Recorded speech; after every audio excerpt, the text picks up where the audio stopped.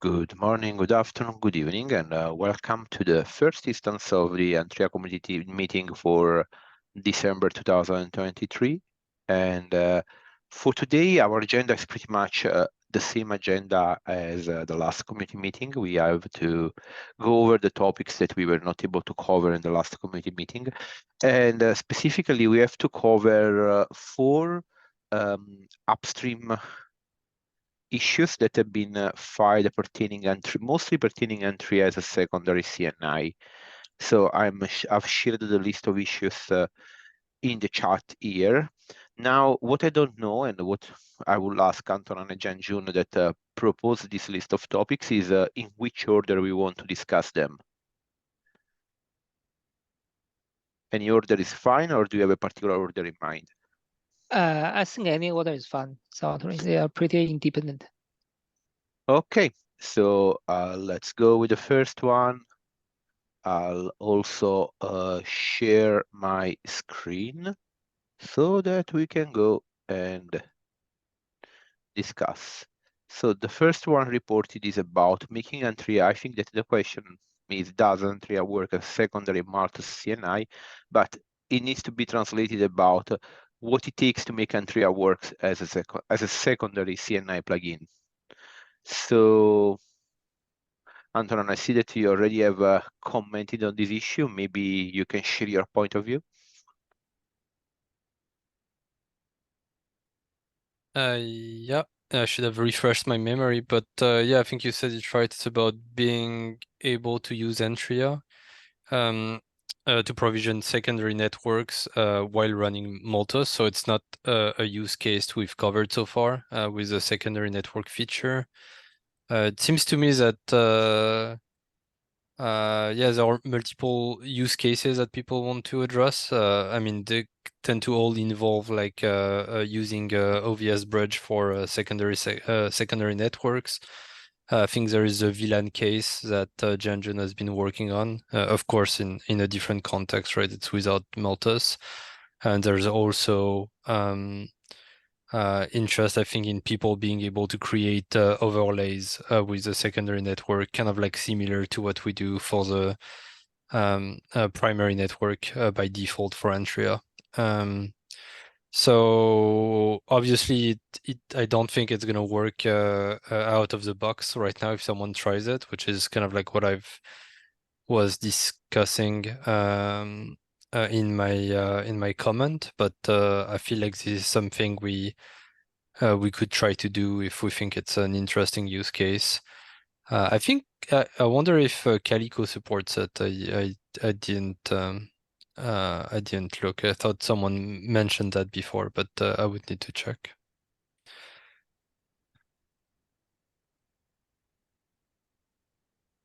And yeah, so there are multiple users asking for this. No one has clearly like given us like a use case where they think like the Antrea would be like a good choice for secondary networks as opposed to what's already available, right? And what's already going to work for with Malthus, things like MacVLAN and so on. I guess nobody else does like overlays for secondary networks, so this is something we could be doing. Yeah, that's indeed. I have to say that this is a requirement probably that we did not consider so far, at least a use case that we did not consider so far, because as you say, the secondary network is typically not a case where you have an overlay. You just have whatever can. Normally, you have just whatever can push packets as fast as possible. But yeah, I guess if people are asking for it, there is likely a use case for this. But in terms of you mentioned, that there is we surely won't be able to support all the Antrea features on a when running as a secondary CNI plugin.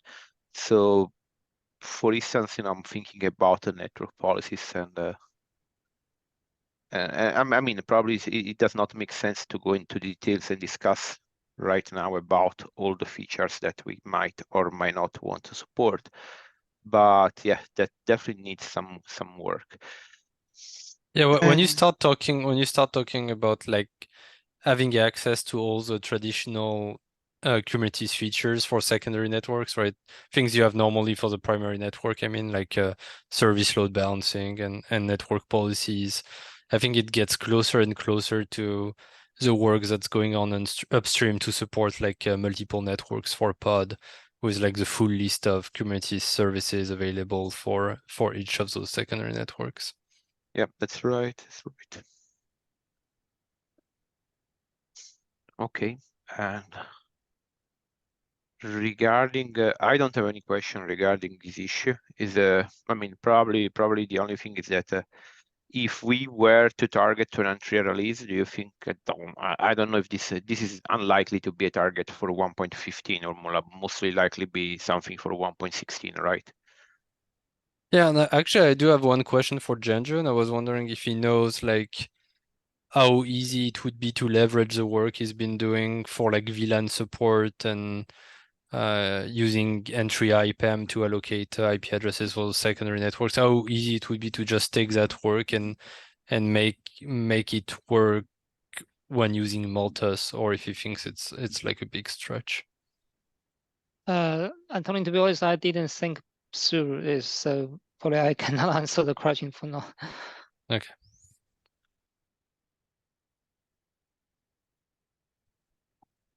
Because just to clarify things for people, right, who are using more of like a controller model for secondary network support in Antrea right now, and so not something which is like CNI based like Multus would be, where you kind of like provision networks when the CNI add command is invoked. That's not what we do really today, I think, with secondary networks. We have more of a controller based approach, where we watch pods from the Kubernetes API server, and based on annotations, we provision those secondary networks. Yeah.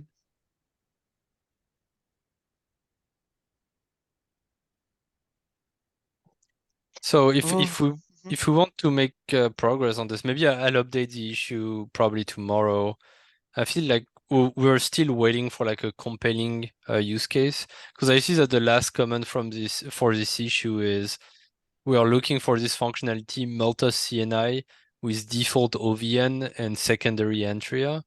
I'm not sure what default OVN means in this context. Uh, do they mean like cube OVN, which would be like a Kubernetes network plugin which leverages OVN for container networking, or do they mean something else? I'm not so sure.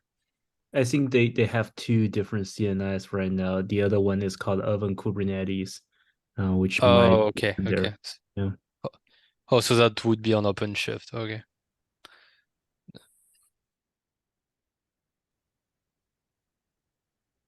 okay. Shall we move to the next one?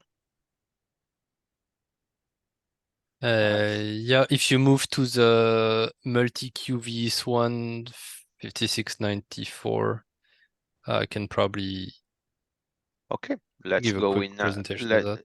Let's go in 94 first, then, and then we do 93 and Yeah. 5735. Okay, that's I don't know what this is what this is about. So maybe Anton, since you say that you have a presentation, please go ahead with that. Well, no, I don't have a presentation, but I can Okay. walk us through this one. This one is fresher in my memories than the other one.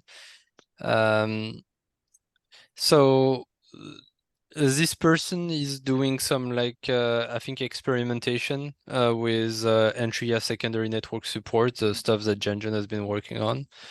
And I think they have some very intensive workloads.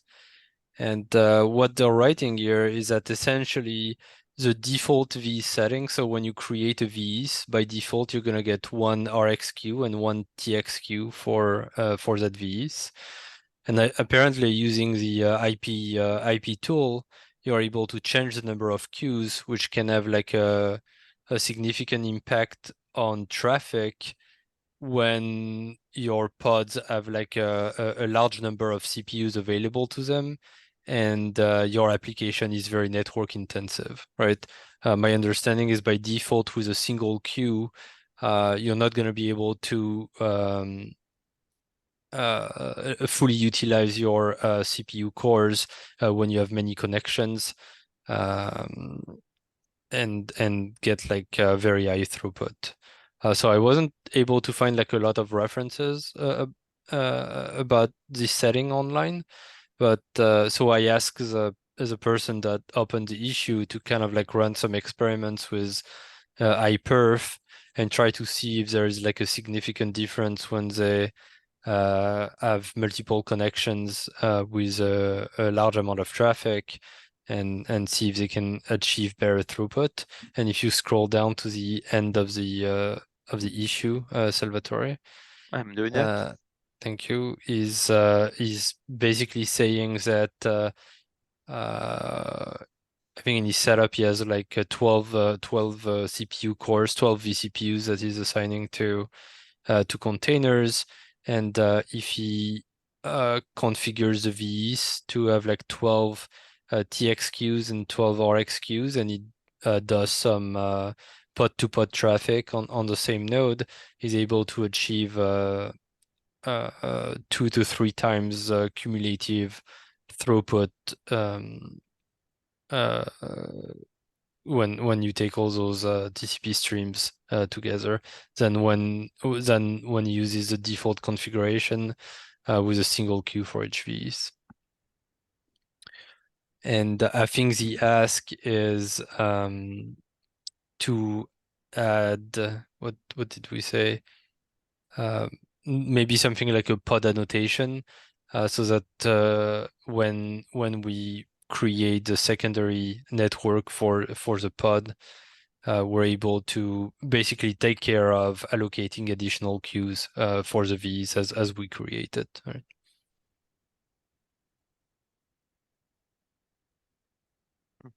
Okay.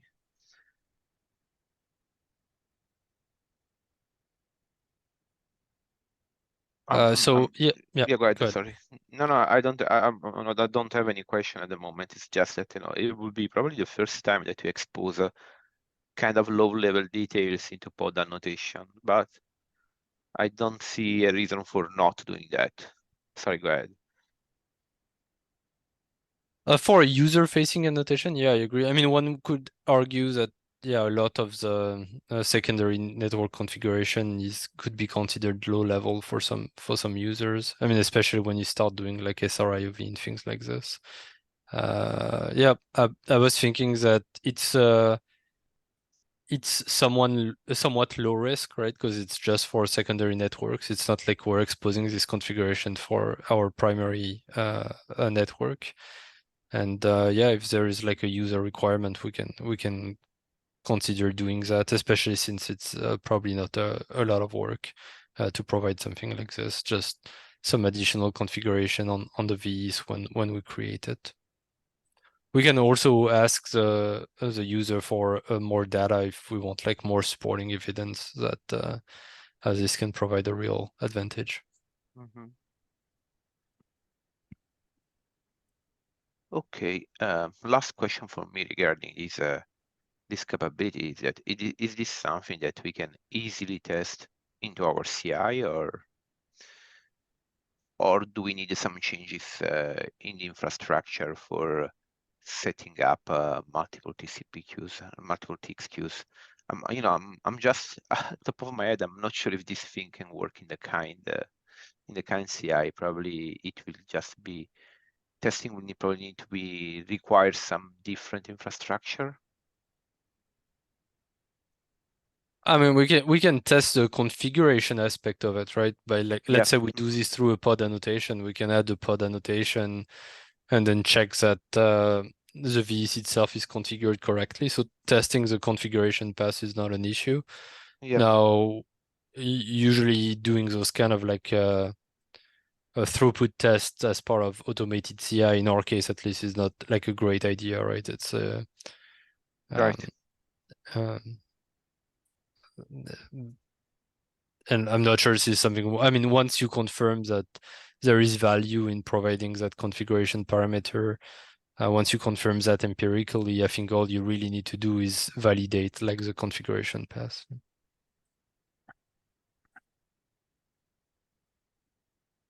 Okay. Yeah. All right. Do we have any question or comment regarding this new setting, potential new setting?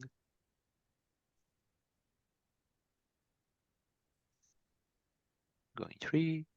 We 2. can just quickly Okay. adding that we can also see, we can encourage him to like try and contribute this feature himself if he's interested, because it's not like a very complicated feature, I think. Yeah, that's right. Yeah, I think that you have a good point. Yes, that's something that it might make sense. Probably the reporter also knows best how to set up these CTX, these queues, these TCP queues. Okay, if we don't have any other question, I will move to the next issue, which is 5693, very similar to this one, and filed by the same user. So,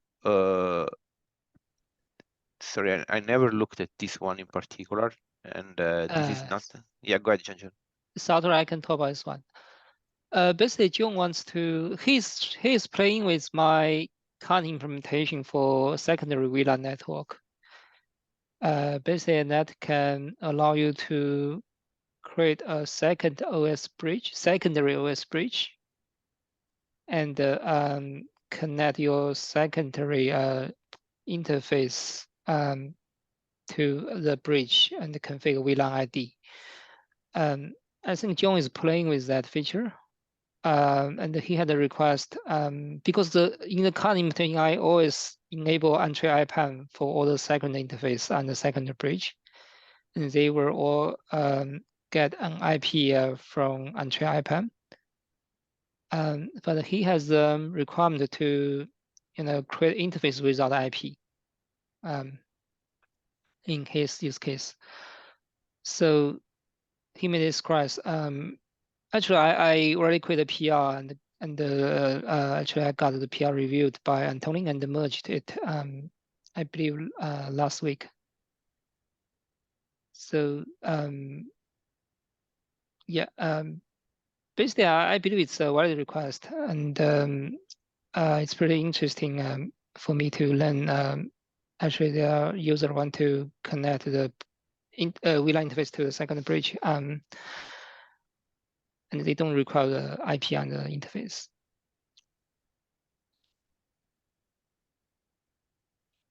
Yeah, that's the update. Okay, thanks. But for this case, sorry if this is a stupid question. Is this this issue is closed because it's going to be implemented? It can be satisfied with your. Oh, because Yes, okay, yes, because yes. I already merged the PR for this. It's a pretty simple okay. change, by the way. Yes. Okay. Perfect. Okay. So basically, this was okay. Now I get it, because we brought this up for discussion 2 weeks ago, but in the meanwhile, you also resolved it and merged the PR. Okay. Cool. So actually, does not need further discussion. So let's move to the last one that we have for today, which is 5735, and this is one that you created, Janjun, as a follow-up from the requirements from the same user. Is that correct? No, it's a different user. A different one, sorry. Yeah, he's also trying with this secondary VLAN interface feature. Mm-hmm. And in his case, on his Kubernetes worker nodes, there's only one physical interface. And for secondary OS bridge, today, my current code doesn't support using the node parameter interface to be the physical interface for the bridge.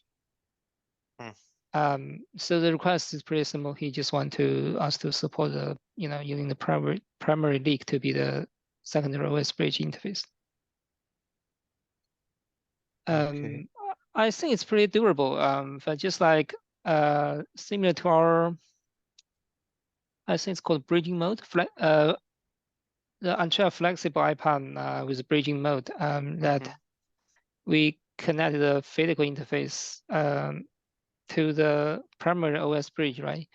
And in that case, we have some code to automatically migrate the IPs routes and the parameter the node's parameter interface to the OS bridge. So the same thing here. If we want to support the primary leak to be the secondary OS bridge interface, then we should also migrate the IP and routes once we connect the interface to the OS bridge. Okay. Yeah, I think it's pretty durable, but I haven't started to look at the exact design and thinking about the implementation yet. All right. So the only thing left to discuss here today about this issue is that whether anybody has comments or Sure. questions about this particular feature. I also agree with you that I don't see any particular problem in supporting this, but it is also true that I don't know anything about this stuff. So maybe we should hear from somebody with more experience. By the way, I also welcome someone volunteer to take this issue if we want to get it done earlier or in this release. Currently, I'm looking at some, other issue with secret network. So I'm not really sure I have bandwidth to work on this one very soon. Yeah, so it would be great if someone volunteer to help. Yes, and you see there is as you can see, there is a queue of people that are volunteering to take this over. Everybody's offering themselves and raising their hands. Yeah, but that's a good idea. We'll probably try and find somebody to address this. I don't know if this can be targeted for Antrea 1.15 because we are not that far away from the release, but surely it's something that can be done for 1.16. Okay, and that's pretty much all about these issues. So I will stop sharing my screen and ask attendees if you have any other topic that you would like to discuss for today.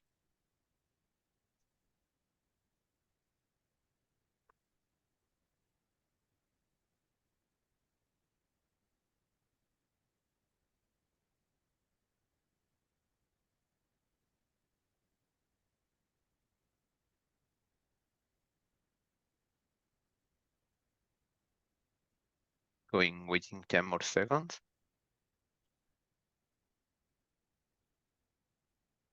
5 more seconds. And it seems to be all for today.